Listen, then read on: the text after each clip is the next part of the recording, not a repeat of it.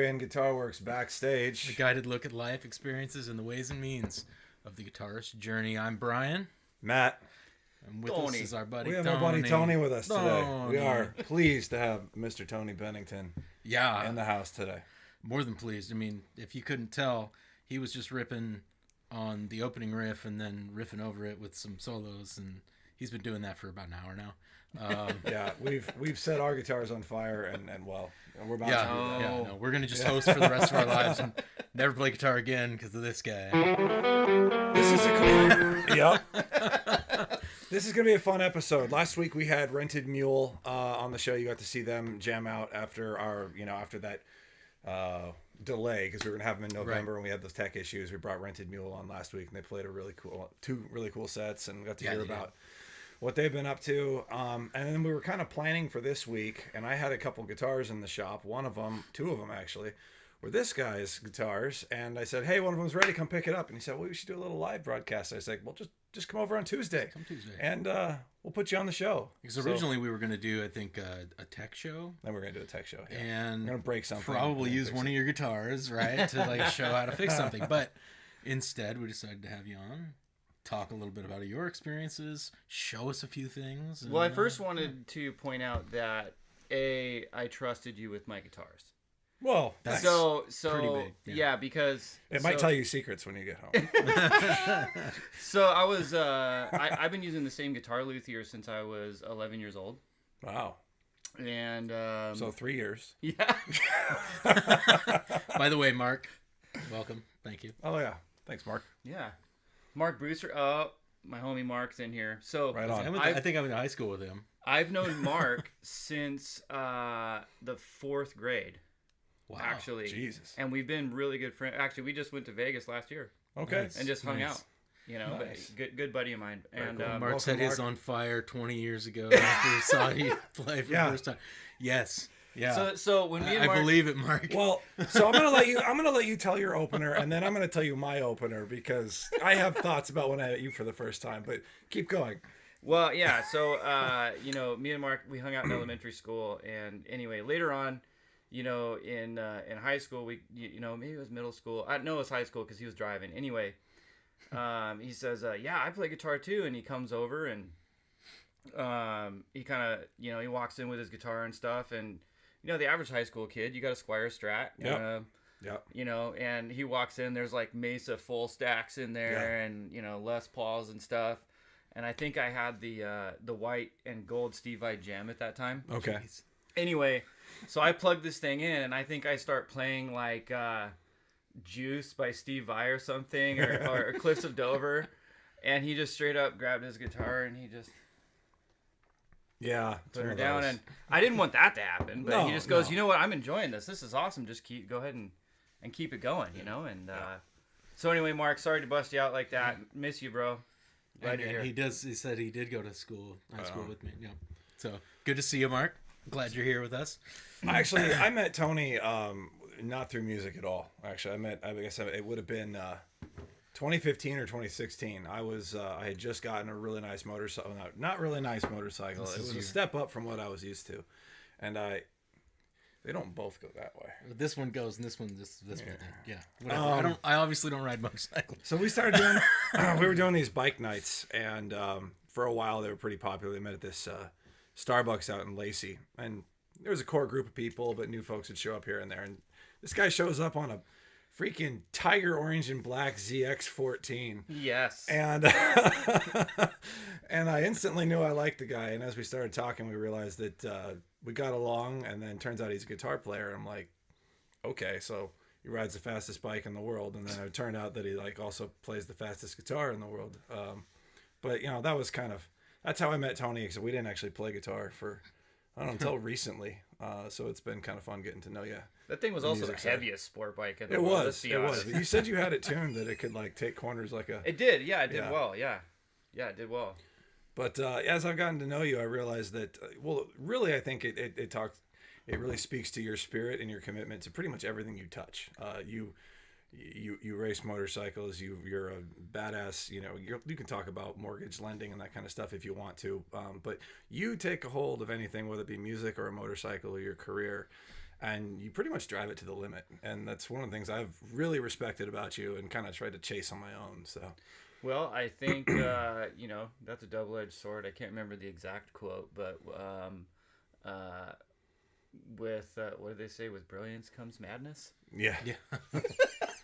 So genius sometimes there's a genius fine comes line madness. between genius and insanity. That's another one. So sometimes when I find something that I'm really into, unfortunately, I set down everything else and then I go a million miles an hour like into that thing. And as I've gotten older, I've been trying not to do that as much, right? I've been trying to, find a little more balance, a little more feng shui. It's true. What I mean? And sometimes that balance comes with the weather. Like I remember like before I got to actually jam with you, Tony's riding a lot of motorcycles right now. Just wait till it gets rainy. Yeah, start playing guitar again. Yeah. Tony's doing an awful lot of recording. Yeah.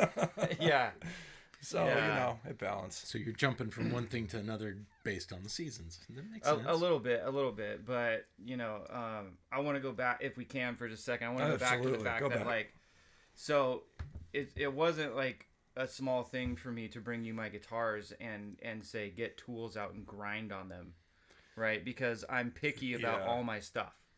And, but I knew from knowing you the period of time that I've known you that you also think about things in the same way that I do.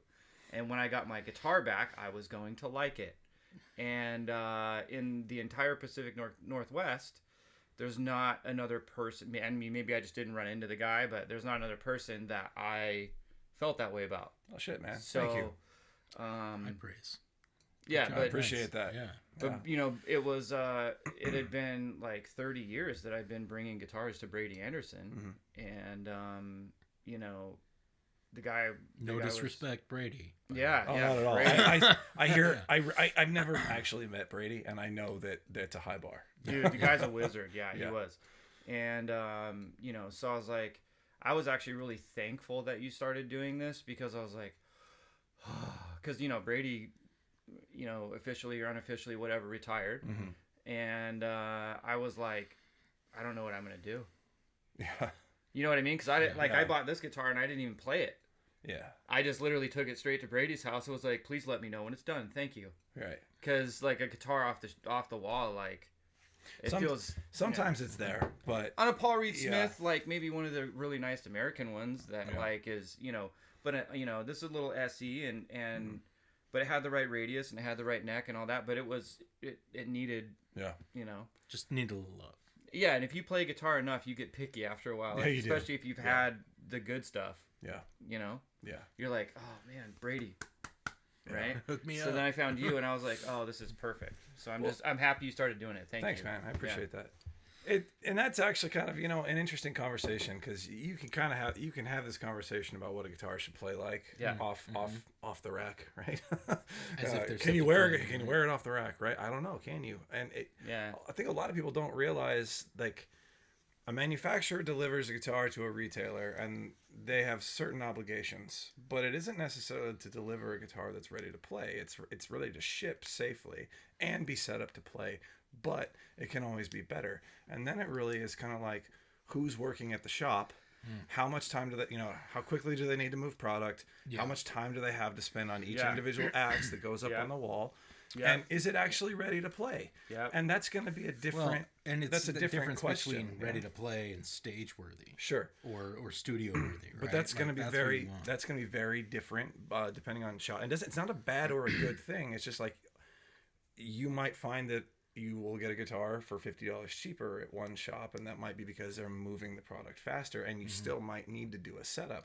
Are you going to ask them to do it, or are you going to find another luthier to do it? But guitars are.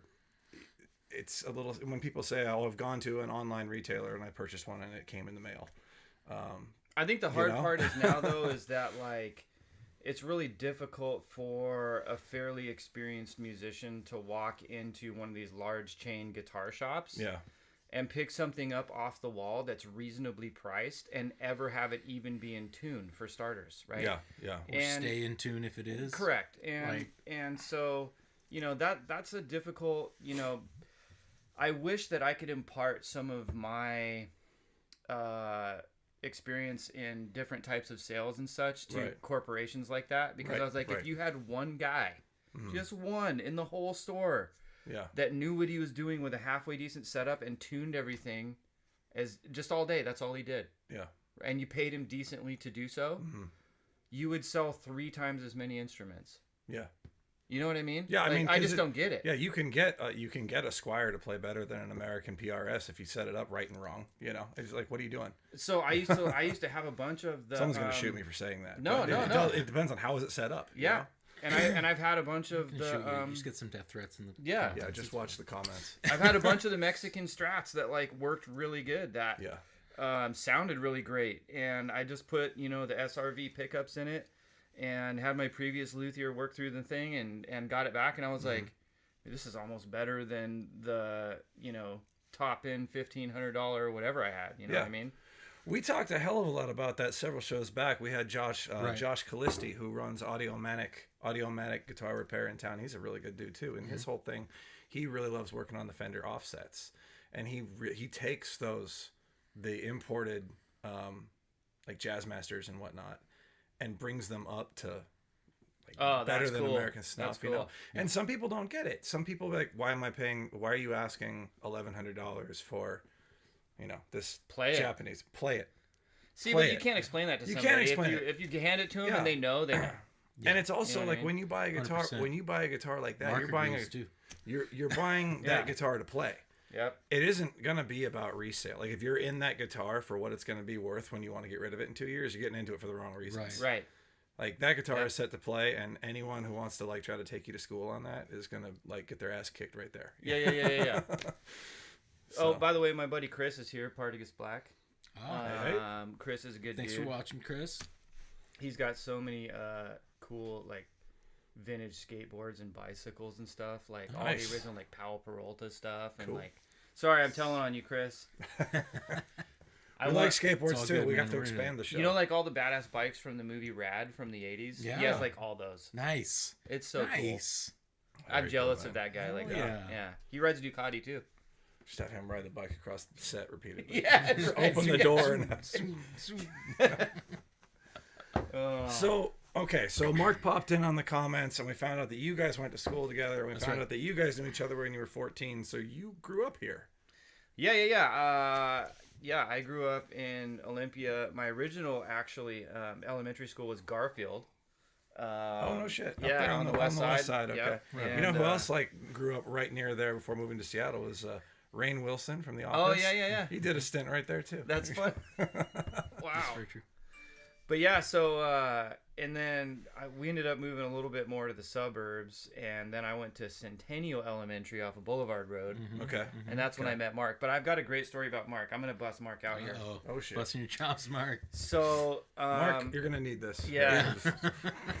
So how me and Mark met when we were kids, there was this one student that was like a really, really big bully. Okay. And There's always that one. yeah, and he grew up tough and stuff like that, and so I didn't like hold it against him or whatever. He never really messed with me because I had made it clear that I would not tolerate that kind of behavior. Yeah. Well, Mark shows up, comes from a different school. It's like our very first recess, and we go out on the playground, and Mark just punches him out. Shit. And I was like, God damn. Mark. I like this guy. That's cool. Yeah. Who knew you had it in you? Yeah. No, exactly, because you wouldn't think that about Mark. No. Where are your beer? Mark, your beer is right here. He's trying to give it to you, but the camera won't allow it to go through. Actually, all the way through. So anyway, But that's a great cheers. story about Mark. We've been like really close friends ever since, like all through childhood, growing up, middle school, adulthood, and so Mark's good people. I have a similar story. My best friend in kindergarten, it was like our first recess. And Yeah. big freaking bully walks up to him, and so he decided to do the crane. No. Jesus. No. Promptly got kicked 30 feet into the freaking swing set. Never did that again. Cobra Kai won there. All right. That's The leg, amazing. Johnny. Sweep the leg. Yeah. Put him in a body bag. Yeah. But in his heart, he was Mark. Yeah. Yeah. In his heart. In his heart. Yeah. Yeah. Which needed some extra compressions in Yeah. the nurse's office. Mark, it does not make you seem like the bully. No, he was You were not. taking No, on you the stood- bully. You You stood were your standing ground. You up. stood your Mark ground. was the brand new kid and immediately started getting picked on for that reason. He was like, "Hey, Nope. son, Yeah. you know, Take that. yeah." But it was funny because Mark was like a foot taller than everyone else. He was Yeah. this tall, little, lanky. You know what I mean? He was just a beanpole, and you would think that would be coming, and obviously this kid didn't either. Oh, that's And funny. you know, so anyway, it was great, and Yeah. we all love Mark after that. We're like, thanks for dealing with that, yeah. Mark. Yeah. You know, Helping us out. We all Taking care feel of that safer now. problem. Yeah, there Yeah. you go. maybe we should get back to that. It's a little musical.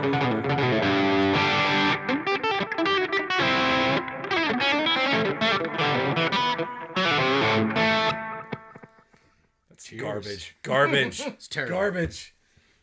So you've been playing since you're 11 Yeah. or thereabouts. Yep. And you eventually found your way to the. He's finding something to throw at me, but that was the first song I learned. I was just gonna try to like drop a banner that said Guitar Center. Yeah. Stairway.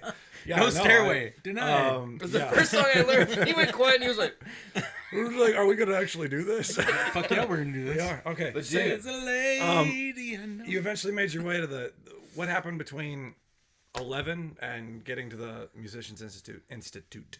dude, a lot, actually. All right. So, Lay it down. I started playing in all kinds of original bands, just around like locally, and I put stuff, together. And then, You throw out some names or anything? Any Well, band names or it anything was, that we anybody were would know? really young. I mean, but we had a couple of good We shows. formed Trapped. But no, I'm so actually, sorry. No. but we had a guy that heard us, and like it was our second show or something, and he came up and he was like, "I'll pay for you guys to go to the recording studio." Nice. And then the guy at the recording studio who was engineering the tracks and him got in an argument because the guy at the recording studio wanted to own the tracks, and then it was like a whole big thing. Yeah. And then we ended up, I got uninterested in the band like, I don't know, 3 months later or something, Yeah. which was stupid because it was a great band. And then I did a whole lot of just like solo gigs and stuff like that. And then all of a sudden I got invited by these guys to play in a cover band. And I didn't really want to because I was like, cover band. But then they said, hey, if you join our band, we'll give you $150 a night. Okay. And I was 20, Mm-hmm. 19, 20, something like that. And I was like, $150 a night.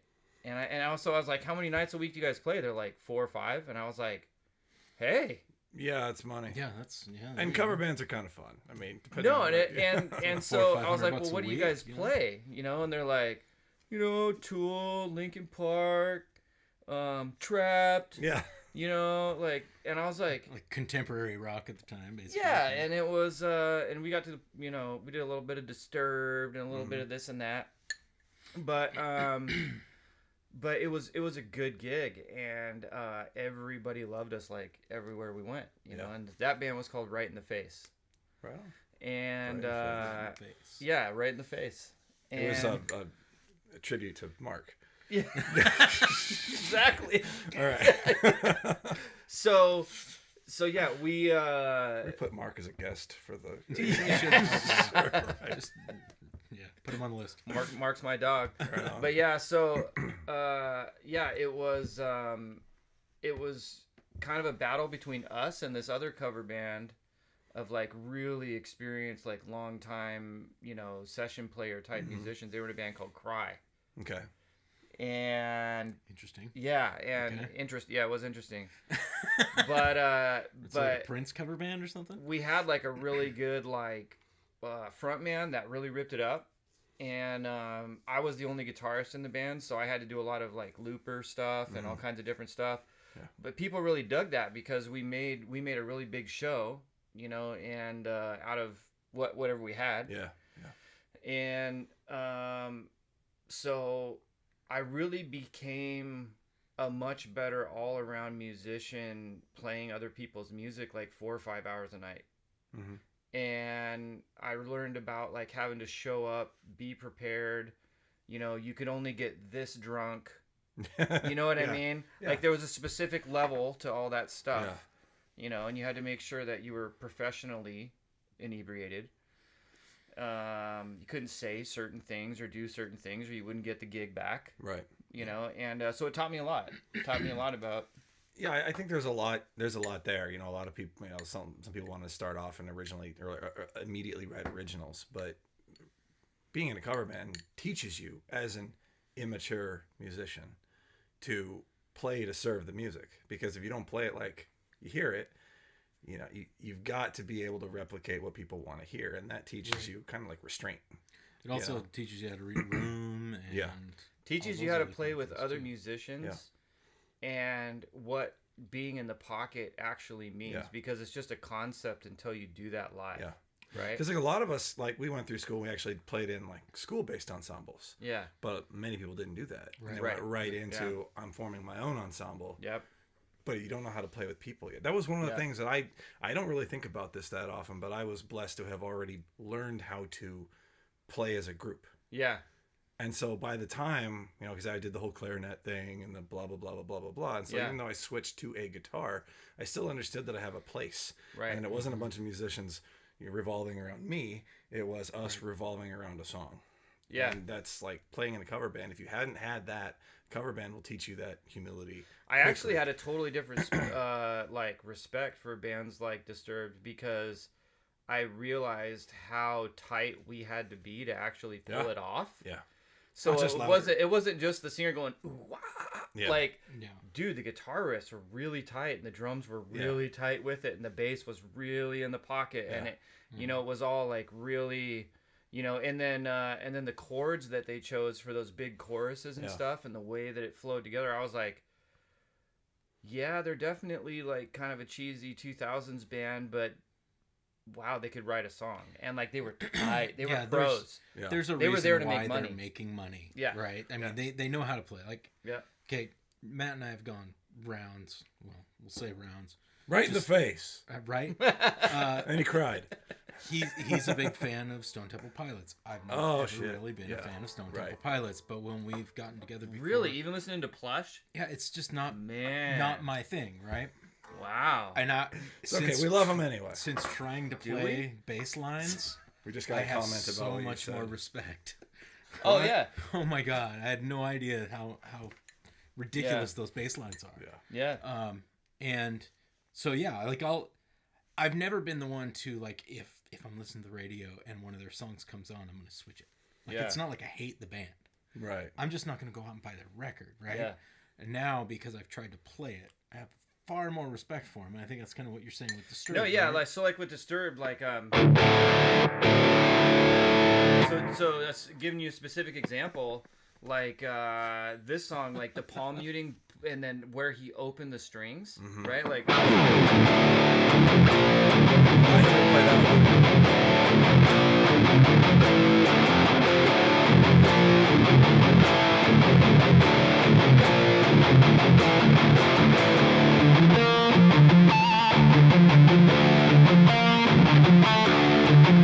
So not only was it like odd meter right there for a second, but like you got to pick everything just right, pick up the bass note right. Yeah. And then it really like gave me because I had been mostly like a shredder up into that point, and sure I could pick a bunch of single strings like super fast, but then when I had to make my right hand musical and rhythmic, I was like, oh, so like rhythm guitar playing is like actually hard too, and it's important.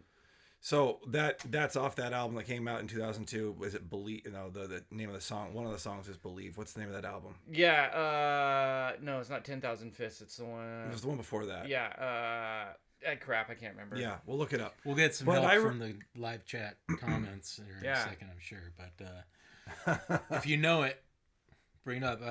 Blue Maui girl Lori, I guess.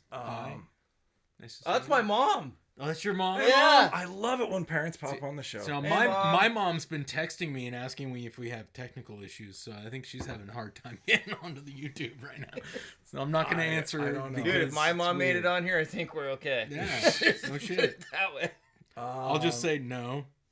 What was I gonna say? Oh, with that, especially with that tune, the whole album and the whole band. But that I remember when I heard that just the alignment between the guitar player and the drums. I mean, they are lockstep the entire time. Like, Yeah. all that rhythmic juice that's coming out is aligned perfectly with his kicks and snare pops. Yeah. So What was the other song? It was like.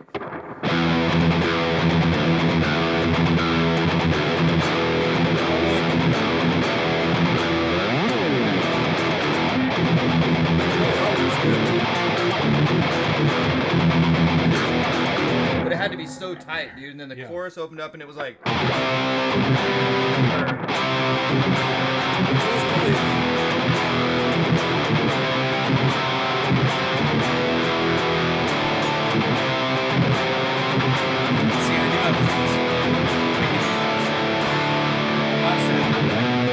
Yeah, but what was that? that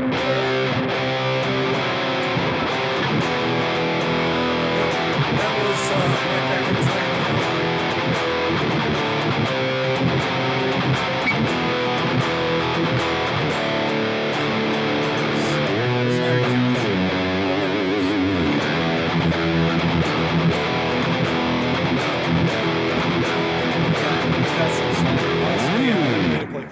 Everybody wants to play Oh, Cliffs. jeez. I'll play like the first couple notes. You're doing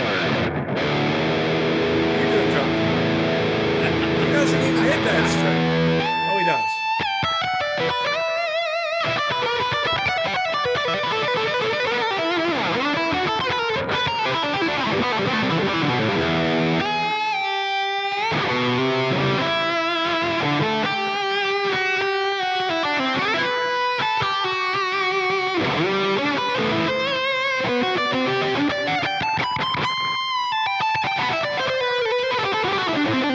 There's some. There it is. Yeah. We got a yes. Very much yes. From mom. Yep, good old mom. She Thank you, knows her Mom. stuff. She does. She does. She had to sit around when I was friggin' 15 years old and listen to me practice every No, yeah. nerdy guitar riff Yeah. on the planet forever. I'm not sure that my dad would pay off. know it by. Maybe he would. So if he's watching, my apologies. If you do, I don't know if he would know by name, but he would say, "Well, what's that song that you never got better One that goes at? like That you- that one that you always played that you never got better at." Yeah, that one. Yeah. Yeah. Yeah, Very Mark cool. says he thinks Cliffs is what you played right before you trashed his kid. Yeah. Yeah. I understand. Mine, didn't even bring my guitar. I don't even bother with it anymore. Hey, how about Mark knows his stuff too? Hey, Mark, what is this?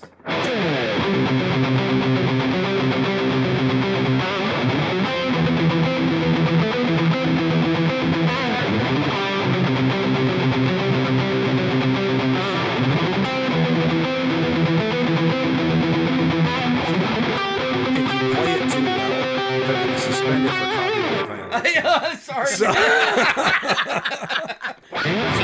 you gotta put some mistakes in there so it doesn't get taken down. Yeah, All right, Mark, now you're I'm on- sorry, flagged. Loved every minute. When I Oh, Technical. technical diffs. he got it. When I jammed with my first rock drummer, we were like just meeting each other. Showed up in his basement, and it was right after. It was like 1994, right? So he comes down there, picks up his drone, says he had just gotten off football practice. He was like, "No bullshit. I didn't know the guy yet." Says, "If you got anything you want to play off load, get it done now because we're not touching it again." One song. It's like right after load came out. He's like, "No," I'm like, "Can we play one?" Like, yeah. Is that Brad?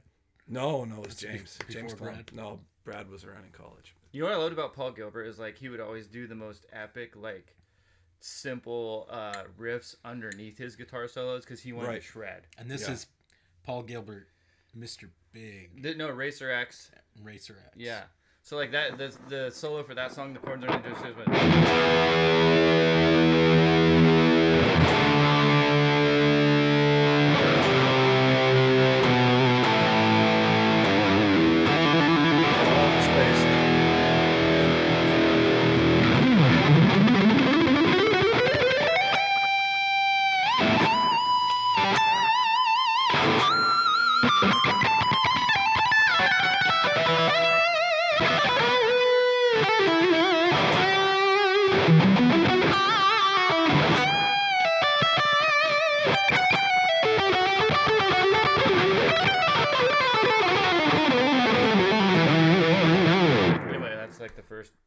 then he gets even crazier. But goddamn, great riff.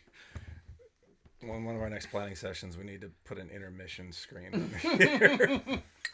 It is a guitar show. The loading screen. It's a guitar Fucking show. badass, man. Yeah. We should have him write or I think play and or write the new opening riff.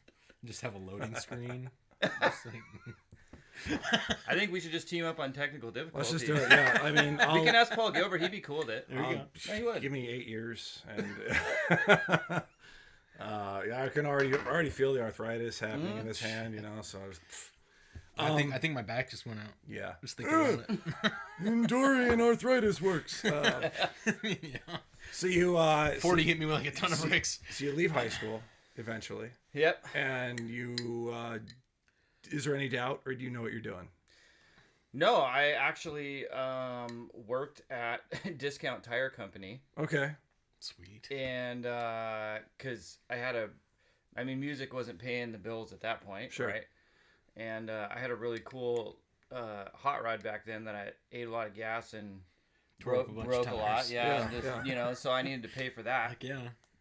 And but then I think it was I was barely 20 years old, and then Right in the Face hit me up, and I was like, I can make money doing this too. I don't care what I gotta play. Yeah. You know, and that's pretty decent money. I mean, you're making $500 a week. No, it was, and then there was a lot of gigs where we would get paid a little bit more than that. Like when we played played the Swiss in Tacoma. Mm-hmm. We'd pack that place out to the point where both sides of the bar, right? Because it has like that split room. I don't know if you've ever been to the Swiss. Mm-hmm. Anyway, so the both sides were like shoulder to shoulder. You could not move. Wow. When we showed up there, and everyone just wanted to jam out, you know, and it was like they were singing every word to Rage Against the Machine and every word to Sober by Tool, and like you know, it was having a good time, and so they'd always tip us out like an extra $500 or $600, you know. Nice. At the end of the night, and so it was fun, and I got to really experience the power of music on a fairly decent sized crowd at that bar, I think, for the first time. Cool. Nice. And then I was like, this is cool, you know. So that pushed you in that direction. I was like, I have so much control. Yeah. You know, yeah. But you know, I think too, it was like the vibe of the crowd reacting to, you know, what I was doing and how into it I was, and that just got them more into it, and it was just like this. Yeah, it was awesome. Yeah. You know. Yeah, so, I don't think there's anything like that. You know, I've always had trouble like just doing solo musician stuff, because it's, for me, it's 60% that feedback loop on stage. You know, that energy. Yeah. I mean, I like going and doing karaoke every once in a while. You get a little bit, just a taste of it. It's so different, but you get a little taste. Yeah. But when you got a group of musicians on a stage playing together, simpatico, and the crowd is just eating it up. I mean, and it's tight. Oh yeah, yeah. Like Mom says you sing. Mom says you sing too. Yeah, we're not doing that here. Okay, that's fine. Yeah, I won't argue. We did say Or it's Guitar Works. Yes. Yeah. I tried that once. It didn't. The singing didn't. Just checking the comments here if you're wondering why we're staring off into space here. Wow, you guys are great. Yeah. Good crowd tonight. So what was there's some Marco Svogli? Oh yeah, he wants me to. I was talking about Marco right when I got here. Yeah, he likes Marco, but yeah, he in fact, one of the very first things that like Mark recorded me doing on a phone was actually playing some tracks by Marco Svogli, and Mark's hilarious because his commentary was actually better than the music. I thought he's like, yeah, get her, dog. You know, like right in the middle of the guitar solo. I can't remember what the riff was. It was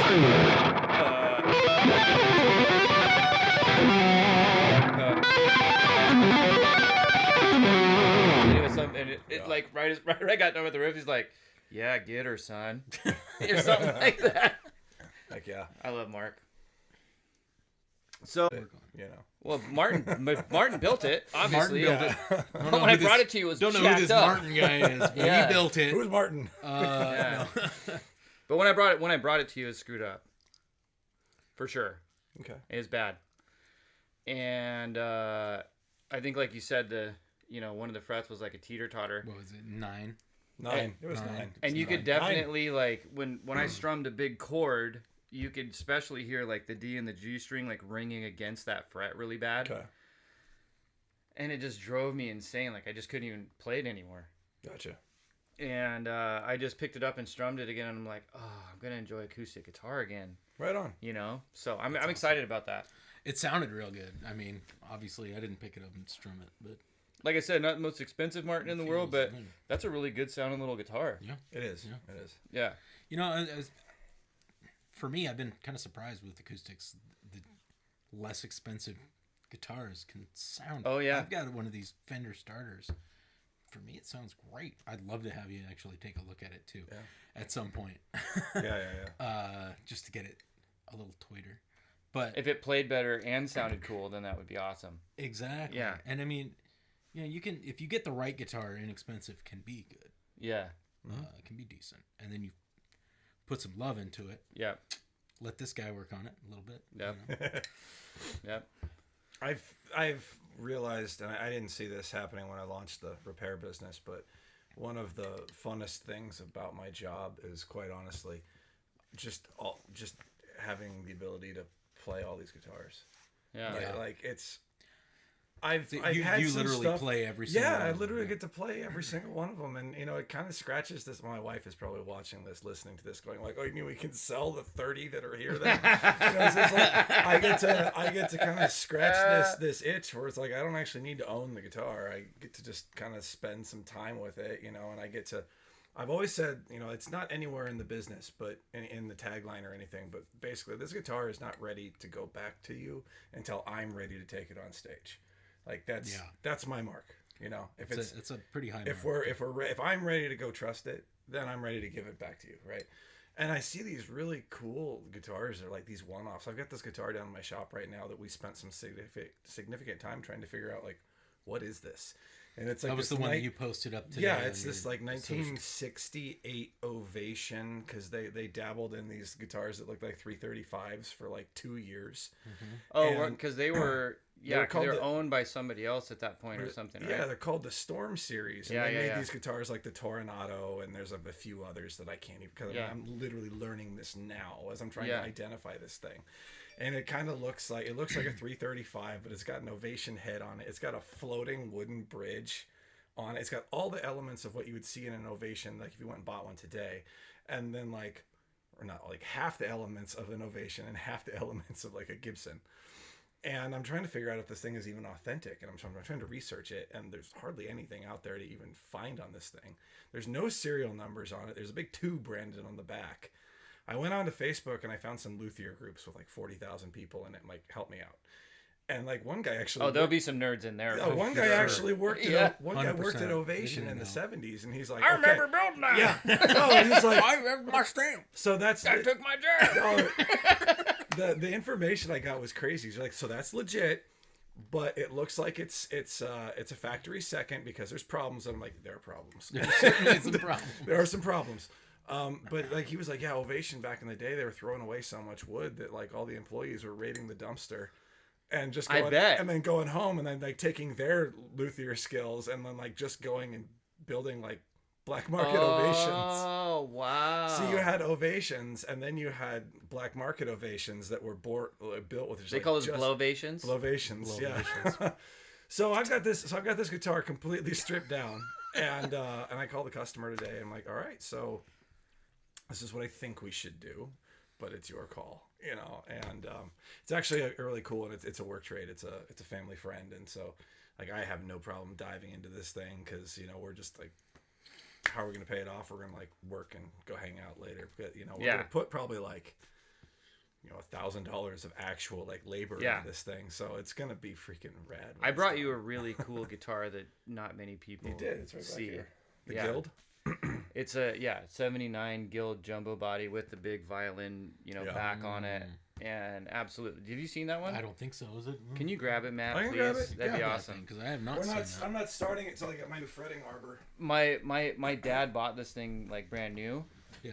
And I think at the time, It was probably like, he spent everything he had on it, right? It was like one of the most expensive acoustic guitars you could ever buy at the time.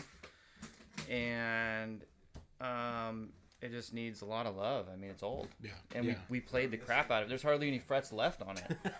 You know what I mean? Nice.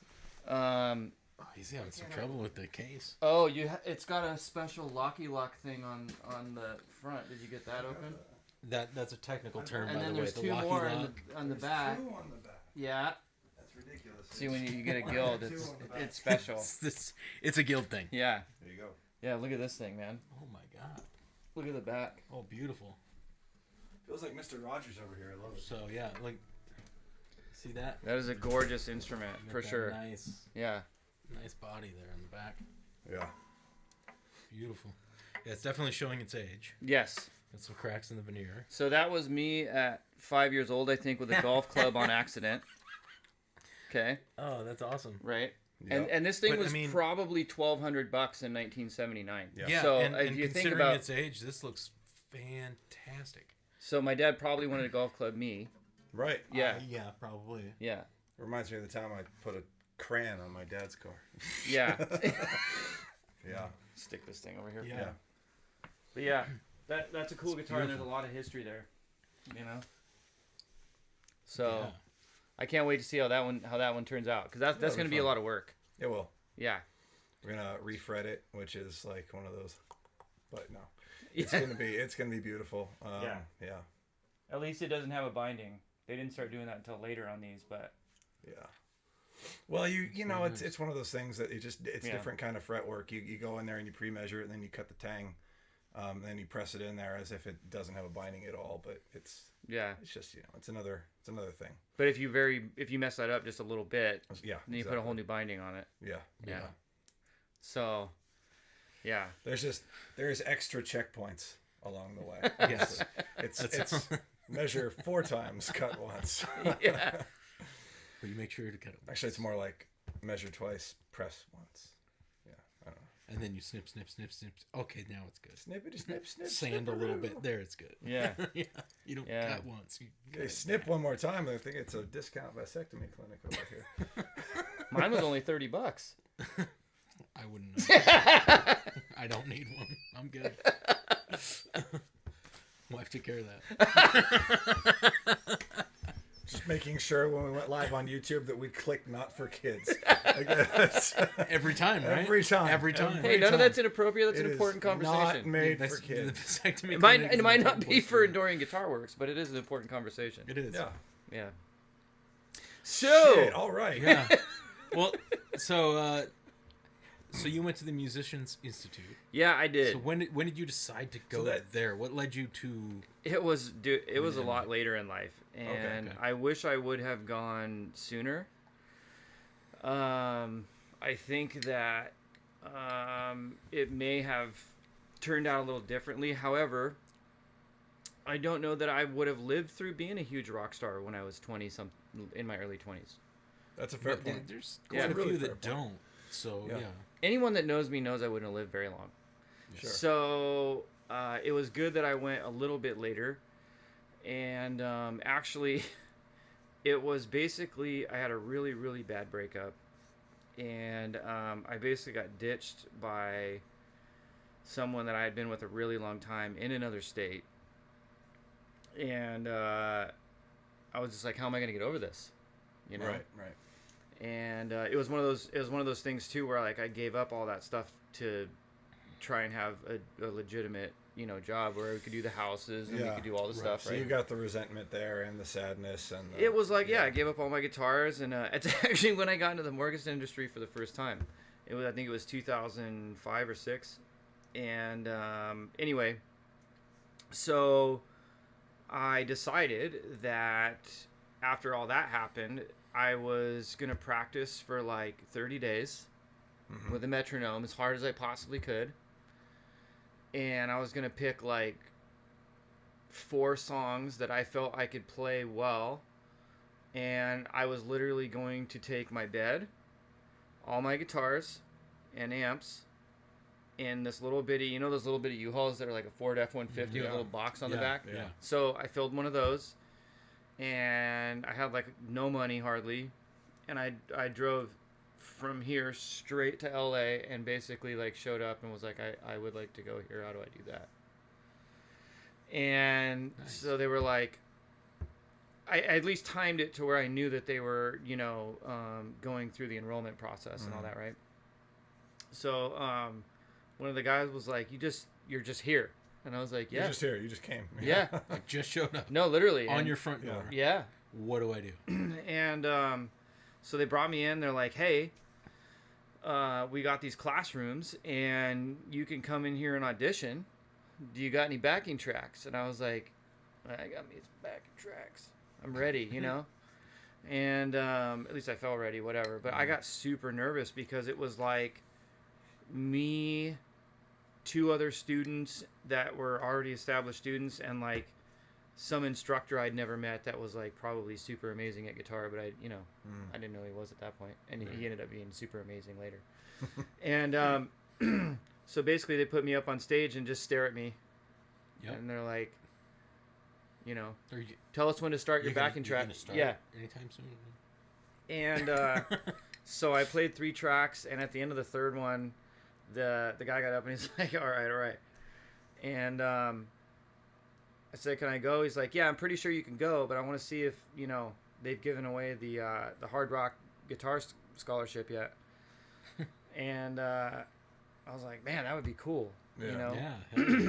So they videotaped my audition, and I had to wait a couple more days, but they ended up giving it to me.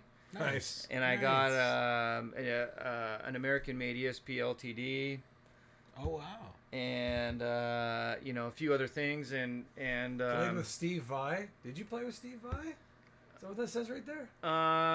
Yeah, I actually jammed with Steve Vai and Paul Gilbert and a few other guys a little bit. Wow. Yeah. Damn. But I teased Steve Vai a lot actually at the Musicians Institute when he came about his fan that always blows his hair. Yeah. I was like, well, I mean that's a thing. I mean that literally is a thing. It is, like, but I was like, dude, you need a new marketing manager. And he's like, why? And I go, why don't you have a fan with a freaking boost pedal button on it? Fail. No, seriously. I was like, I would already been selling those by the millions for you, bro. Yeah. Anyway, I did. I got up on the mic and told, and like anyway, we ended up jamming after that because he thought I was a character. But that's awesome. I was like, yeah, your marketing guy's fired. Boost. I would have a Tube Screamer based fan. Hell yeah. With the boost button on it. And then when you hit it, your hair goes, you know what I mean? Like, I like it. Because he literally has that. Blows your hair back. Yeah. Might as well. Yeah. Fucking wild. Why not? I mean, it doesn't even have to be necessarily a big fan. It can be a little, just enough to. Yeah. But yeah, anyway, so it was a good experience. Wouldn't work for you though. Yeah, no, wouldn't work for me either. Wouldn't work for me. It would work for me right now. I need a haircut. Yeah. But yeah, no, it was a good experience. It was awesome, and I met so many cool people, and it like, the whole 6 degrees of separation thing. It kept leading me down different. Yeah. Like I've got so many fun stories that most people will never know, but that I get to take with me from that experience, and it was super fun. And I think I only had like maybe like 2 fangirl moments. Or I actually 2? like, yeah. Steve Vai was not one of them. No, actually he wasn't. Yeah. Believe it or not, it was like, so after I left school, I ended up getting an endorsement with Engel Amplifiers out of Germany. Right. And they have, so in Burbank, they actually have these little private showrooms where if you're somebody, you can come in by yourself and play, like there's just a stack wall of amps and cabs and like anything that you can imagine. We had another guy in there that would like, switch out speakers or do whatever we wanted, and all that kind of stuff. And this Porsche comes screeching in the parking lot, and I was there all by myself, like waiting for some guy to show up. And it was Vivian Campbell. Oh, nice. And I was like, you wrote the solo to Rainbow in the Dark when you were 17. And I was like, ah! Yeah. It was literally like that for just a minute. Just a minute. Wow. Yeah, and hey man, I don't blame you. I don't yeah, blame you. and he was wanting a bunch of amps and cabs because he was going out on the road with Def Leppard or whatever, right? And so anyway, that was a cool experience, and the best part of the whole thing is right when he got there, he kind of pulls his shades down, he looks around a little bit, and I was sitting there with my Les Paul, like, okay, and he goes, "Which ones do you like?" And I was like, "These two." Oh my God, he wants to know what He talked to me. Yeah. He wants my opinion. Yeah. Yeah, and That's awesome. yeah, so anyway, cool stuff like that, right? Like, I don't even care that I got to play, with different people or whatever. It was like meeting a couple guys like that. I was like, oh, so neat, Yeah. Yeah, those experiences, I mean, you can't put a dollar figure on any of that shit. Yeah. Yeah, I got to meet the original guitarist for Dio. Yeah. And we ended up sitting there trading a few licks and stuff. And let me tell you something, Vivian Campbell is a player. Oh, yeah. Mm-hmm. Like, that guy can play. Holy cow, he's good. Yeah. And when you sit in the room with somebody like that, it wasn't just because I was like, I thought it was all cool. There was an X factor to his playing, to his personality, like the whole thing. He was always going to be that guy. Mm-hmm. And it was weird to like sit there and experience that. Yeah. You know what I mean? It's like an aura. He was something you feel coming off the guy. Yeah. It was like the pick of destiny. Yeah. It was just like, ah. Anyway. Hell yeah. Well, I think it's important to mention too for folks out there who don't know. There's something about J-Lo on there too, but we'll get to that in a minute. We were talking earlier about the fact that after you were done, you finished your degree at MI, you stuck around and made more connections and got to know people. Like, tell us a little bit about that. Yeah, I think the whole point of so I spent a very, very short period of time at the Berklee School of Music in Boston, and I knew because I had spent time there, and I was really young too, actually. I was like barely 18 when I went there. And I knew from my experience there, like, kind of what I needed to do as far as like auditioning and kind of what that was going to be like a little bit. And then the other portion of it was, did I want to go to a classical or a contemporary school, right? And there was like maybe 3 killer like rock players at Berklee, right? Everyone else was like, if you can't do the, subdominant substitution of a, and then competently play through the chord changes and modal interchange over the top of Locrian, then, and I was like, yeah, me. And so I was like, this is probably not the school for me. Right. I just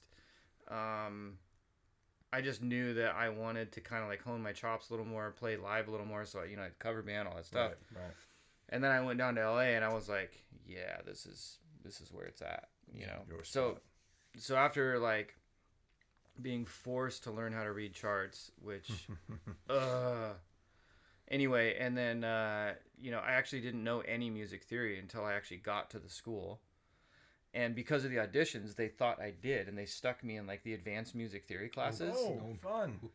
Right, and I was like, how'd that go? I'm not supposed to be here. Yeah. And so day one, they booted me all the way down to like, you don't know anything. And I'm like, I told you. First year theory. I told you about the 30 days with the metronome. Right.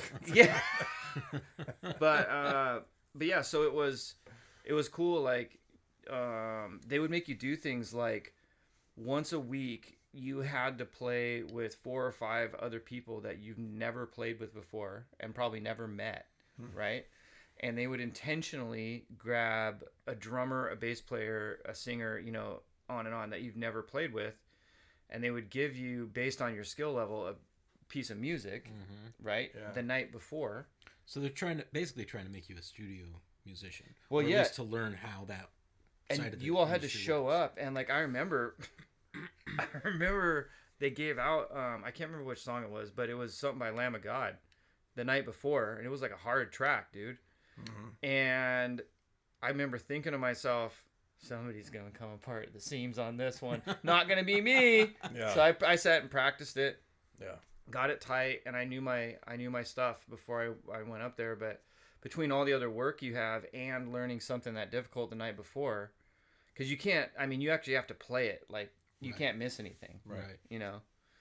It's one and done. Yeah. And the drummer kept falling apart and falling apart and falling apart, and I was like, oh Yeah. I get to go home early. Ouch. All right, you know. but yeah, so many cool things like that. And then yeah, I stayed later on and took, you know, just a few classes so I could just constantly be around people, right? Because you never knew who was going to be walking down the hallway. Right. Well, and that's important. I think it's, as a musician trying to get into the industry, trying to get a band to make it, even you want to be around the scene, you want to be where the people in the scene are, right? And that's kind of what you did. You stuck around, you met more people, you were playing with as many people as possible, so you get that experience, right? And I think that's important. I mean, just quickly to add to that, there was a bar in not too far from the school, maybe 3-4 miles, but you could jump on the subway and ride it right down. Nobody really knew about it except for musicians. It's called the Baked Potato. Nice. Okay, little tiny spot, maybe seats 30 people. Is it still there? Still there. All right. Okay, man, maybe I shouldn't be telling the secret. But anyway, like you go down there and it would be like the drummer from Tool jamming with Steve Vai, with the, you know, bass player from Racer X, with just because that's where they got together to hang out and jam. That's awesome. And then we all just sat there with a beer and these huge baked potatoes, like it's called the baked potato, right? Yeah. So they have these massive, like, twice baked potatoes, and you get one of those and a beer, and then it would be like awesome. like Victor Wooten on bass, and like it was crazy. Like every weekend was like that. Okay, we're going south. Yeah, I think we need some baked potatoes. Yeah. No, really, you should just look up that spot, and then, you know, on any given weekend, look up who's playing there, and it'll be some cheesy band name, and then if you really dig into it, you can be like, wait a minute, Danny Carey, or like, you know what I mean? Like, what the? Yeah. You know. Anyway. That's awesome. That's really cool. Yeah. We need something like that around here. It's getting late, isn't it? Yeah, we're coming up on an hour, but I don't like it. I feel like we should. What we got.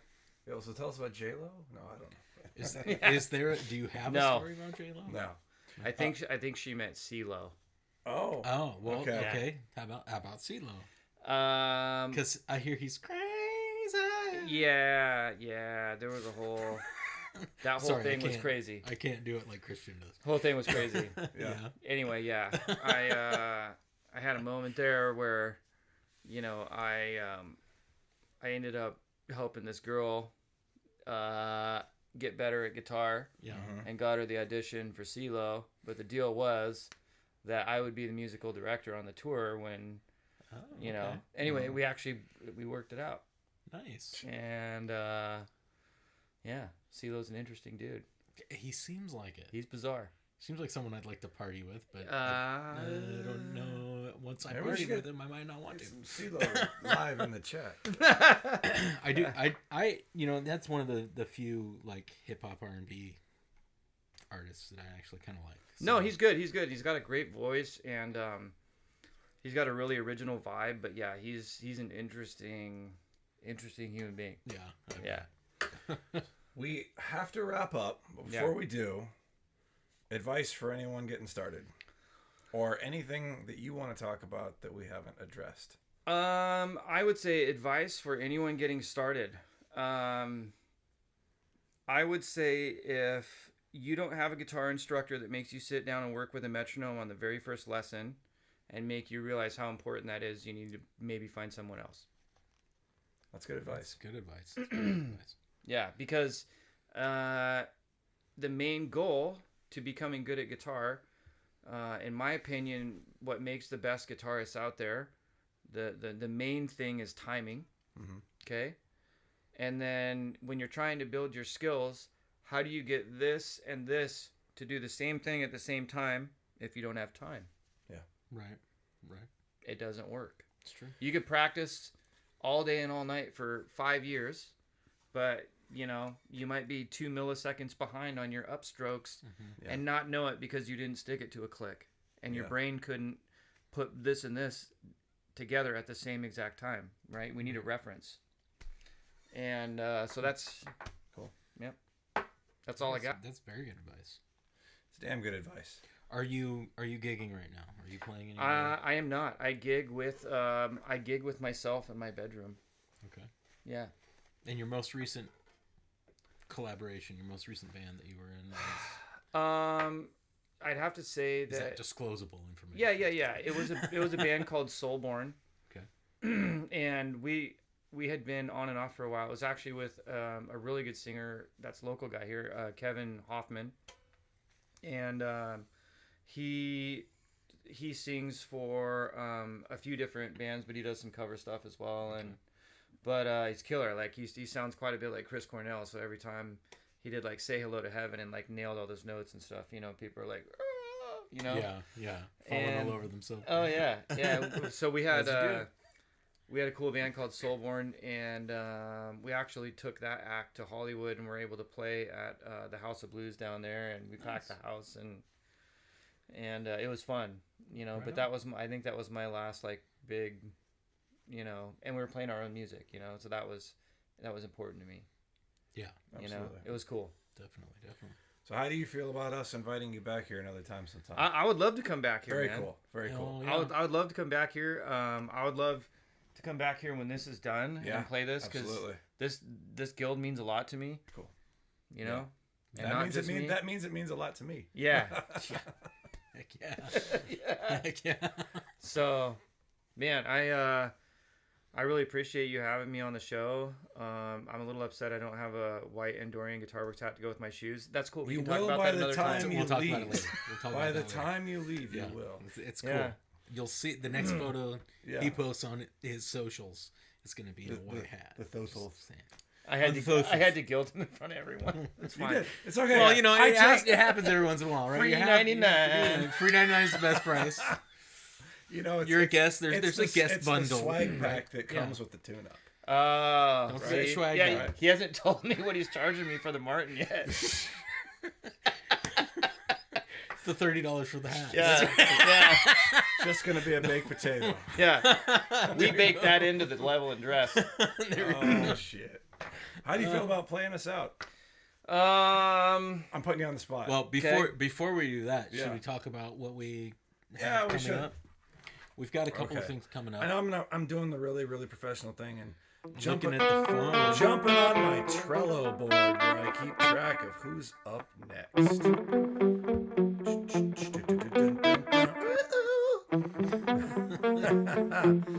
So, up next, Inspector Gadget. I love that. On February 21st, we have Paul Kobylinski, who is a badass music copywriter who started his own business, the New Rockstar.net. On March 21st, we have Steve Lynch. Steve Lynch. Wow, you're Steve Lynch? Yes, nice. We're going to be talking about his new biography that's coming out.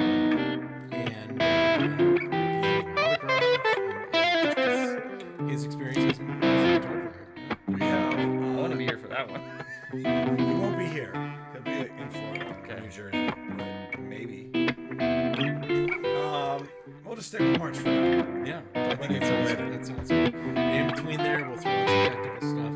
We'll show you how to do some fixes on your guitars. Well, he will. I'll talk you through it. March 11th.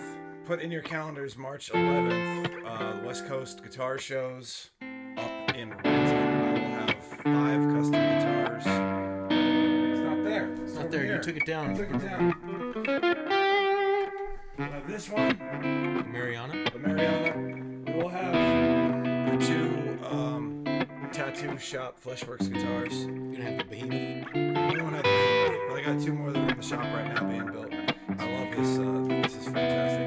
Do you remember the opener music? It was something like. Close enough. Okay. March 11th. I'll get you the details later, but just plan to drive up to Seattle if you're in the area because I'll have merch there too, and some of it will be free. But Later, if you want to come play these things, all right, give us some mixo on the way. Thank you also for hanging with us, Mark. Thank you, Lori. Yeah. Those who I'm not remembering that were up further in the live chat. Thank you for joining us. Thanks for hanging out. Subscribe. Tell your